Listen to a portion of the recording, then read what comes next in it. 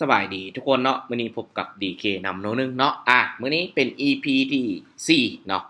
เป็น EP ที่4สำหรับเทคนิคการบริหารพอร์ตเนาะ5เหรียญเนาะ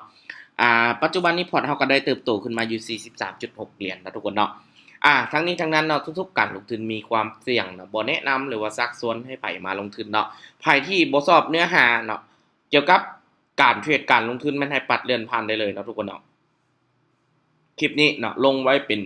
แนวทางความรู้เนาะสำหรับคนที่ว่าเทรดอยู่แล้วคนที่ว่าศึกษาอยู่แล้วมักการหาเงินทางด้านการเทรดอยู่แล้วสามารถเบิ่งเนาะแล้วเอาไปศึกษาเอาไปต่อยอดความรู้เป็นของตัวเองหรือว่าเอาไปพัฒนาความรู้เป็นของตัวเองเนาะสำหรับใครที่โลกสวยโอเคแบบว่าอันนี้มันคือที่บ่เข้าใจเนาะแล้วก็ที่บ่เปิดใจศึกษากะเลื่อนผ่านปัดเลื่อนผ่านได้เลยเนาะทุกคนเนาะอ่าคลิปนี้ก็ตามที่ FC ขอกันเข้ามาเนาะเป็นคลิปที่ว่าการบริหารทุน5เหรียญเนาะว่า นำสิบริหารสูงสุดไปเท่าใดเนาะแล้ว EP ต่อไปนำสิจัดเทคนิควอลลุ่มเนาะถามที่ว่า FC ขอกันเข้ามาเนาะเราจะมาเบิ่งกันเนาะนำสิไปอีกไม้1 2ไม้เนี่ยการนำสิหยุดเนาะเห็นนำกะเสียว่าพอด40 50ขึ้นไปแล้วก็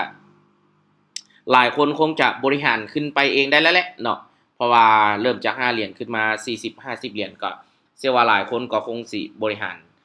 ขึ้นไปได้แล้วเนาะทุกคนเนาะ ฉะนั้นทางนี้ทางนั้นเนาะเกี่ยวกับการเทรดเนาะมันก็มีได้มีเสียเนาะคือเราเห็นแหละเนาะการที่จะเทรดแล้วมีกำไรมันก็ต้องว่าต้องมีความอดทนและก็ต้องศึกษาทุกคนเนาะฉะนั้นภายที่สำหรับวงการเทรดเนาะบ่เหมาะสมสำหรับคนที่บ่มักศึกษาต้องเหมาะสมสำหรับคนที่มักศึกษามักเรียนรู้เนาะทุกคนเนาะฉะนั้นอันนี้ก็ฝากเนาะฝากให้กับหลายๆคนเนาะทุกคนเนาะฉะนั้นอันนี้ก็เป็นอีก1 EP เนาะที่ว่าแชร์เนาะให้กับหลายๆ FC ที่ขอกันเข้ามาแล้วก็เมนกันเข้ามาเนาะเพื่อเป็นกำลังใจให้ DK นำโนนึงเนาะเฮ็ดคอนเทนต์เนาะแล้วก็บ่พลาดเนื้อหาข่าวสารใหม่ๆเนาะยังอีก3คนสุดท้ายเนาะช่องของ DK นำจะฮอด 10,000 คนเนาะอีก30คนเนาะนำจะไผที่คอมเมนต์ครบ 10,000 คนนำสิแจก100เหรียญให้กับ FC สำหรับใน YouTube เนาะทุกคนเนาะสุ่มเอาเลยเนาะไผได้ก็รับไปเลย100เหรียญเนาะทุกคนเนาะ